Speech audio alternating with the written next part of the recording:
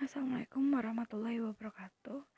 Kami dari kelompok 4 yang beranggotakan Ananda Putri Nudialita, Arzela Rivelia, Mafira Despina Saputra, Riandini Septiani, Wafika Zizah, dan Yurika Astikasari. Di sini kami akan menjelaskan tentang sejarah pemikiran ekonomi Ibnu Khaldun. Latar belakang, Ibnu Khaldun adalah seorang cendekiawan Muslim. Reputasi keilmuannya diakui di berbagai belahan dunia. Bahkan teori dan pemikiran yang ia gagas masih teruji dan banyak dikaji oleh ilmuwan baik timur maupun barat. Populasi Ibnu Khaldun memuncak melalui karya monumentalnya, yakni Kitab Al-Ibar, Fi-Diwan, Al-Mubtada wa Al-Akhbar, Fi-Ayam, Al-Arab wa Al-Ajam wa Al-Barbar wa Man Asarahum min Diwai Al-Sultan Al-Akbar, sebuah karya tentang sejarah umum serta teori sejarah yang ia tulis dalam pendahuluan kitab itu, yaitu Muqaddimah. Ia hidup pada masa kegelapan Islam. Lalu lintas sejarah ia tercatat sebagai salah seorang ilmuwan Muslim yang tetap kreatif menghidupkan khazanah intelektual Islam pada periode pertengahan. Karir politik. Di usia 20, Ibnu Khaldun pindah ke Fez, Maroko. Ibnu Khaldun menjadi sekretaris Sultan Abu Yunan. Pada Februari tahun 1357 sampai 1358, Ibnu Khaldun dijebloskan ke penjara karena dituduh membebaskan seorang pangeran yang ditahan. Setelah Sultan Yunan meninggal, Ibnu Khaldun dipanggil kembali untuk menjabat sebagai Wazir Al-Hasan. Karena alasan keamanan, kemudian Ibnu Khaldun dipindah ke Granada, Spanyol. Pada tahun 1964, Ibnu Khaldun dipercaya menjalankan misi perdamaian ke Pedro, si penguasa Lalim. Kembali ke Afrika, menjadi staf Perdana Menteri Abu Abdallah. Mengungsi ke Kulat Salamah di daerah Oran dan mulai nulis Al-Ibar.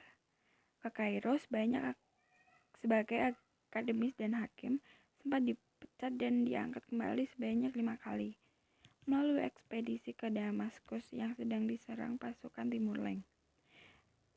Pada tahun 1401 kembali ke Mesir dan meninggal pada 25 Ramadan 808 Hijriah atau 17 Maret 1406. Pemikiran ekonomi Ibnu Khaldun. Salah satu karya Ibnu Khaldun yang luar biasa adalah Kitab Al-Muqaddimah yang selesai pada November 1377. Sebuah buku yang sangat menakjubkan karena isinya mencakup semua aspek ilmu pengetahuan dan kehidupan pada masa manusia pada saat itu.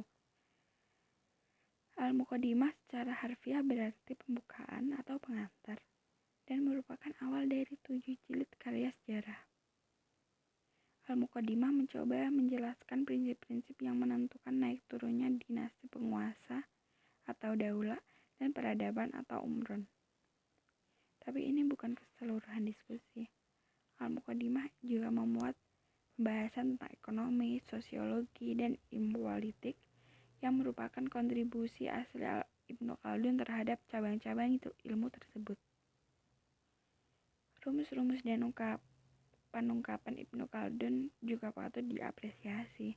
Rumus-rumus dan ungkapan ini lebih jelas dan elegan dibanding karya-karya para pendahulunya atau karya-karya zamannya. Karya Al-Muqaddimah menjadikan Ibnu Khaldun seorang polimath jenius dan seorang renaissance yang menguasai banyak ilmu. Dalam buku ini, Ibnu Khaldun membahas berbagai topik seperti sejarah, geografi, matematika, agama, sistem kerajaan, sistem ekonomi, sistem pendidikan, dan lain-lain. Jika orang biasa ingin mencoba menulis di semua bidang ini, tulisannya mungkin hanya bentuk dasar, karena tidak mudah untuk memahami semua bidang ini secara mendalam. Tapi, Ibnu Khaldun adalah Jack of all trades yang langka dalam sejarah manusia. Dia dapat mempelajari masing-masing tema ini dan memahami serta mengomunikasikan isu-isu kunci dalam setiap disiplin ilmu.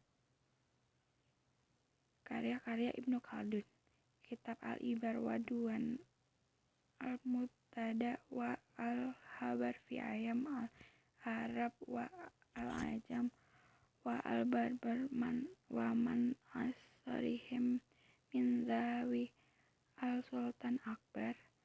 Kitab contoh-contoh dan rekaman-rekaman tentang asal-usul dan peristiwa hari-hari Arab, Persia, Barbar, dan orang-orang yang sezaman dengan mereka yang memiliki kekuatan besar. Oleh karena judulnya terlalu panjang, seorang sering menyebutnya dengan kata Kitab Al-Ibar saja, atau kadang cukup dengan sebutan Tarikh Ibnu Khaldun. Kitab Muqaddimah Ibnu Khaldun dalam volume 7 jilid, kajian yang dikandung begitu luas menyangkut masalah-masalah sosial. Para Khaldunian cenderung menanggapinya sebagai ensiklopedia. Kitab Al-Tarikh Ibnu Khaldun wa Rihlatu Garban wa Syarqan.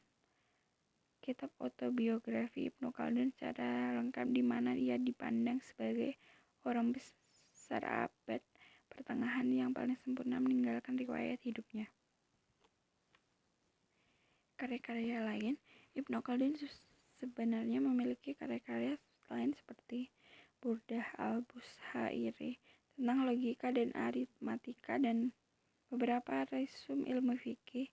Sementara itu, masih ada dua karya Ibnu Khaldun yang masih sempat dilestarikan, yaitu sebuah ikhtisar yang ditulis Ibnu Khaldun dengan tangannya sendiri yang berjudul Lubab al-Mahashal fi Husnul Adin dan kitab Syifa al-Sail fi Tahzib al-Masad yang ditulis Ibnu Khaldun ketika berada di Fez, adalah karya pertama yang berbicara tentang teologi skolastik, dan karya kedua membahas tentang mistisisme konvensional.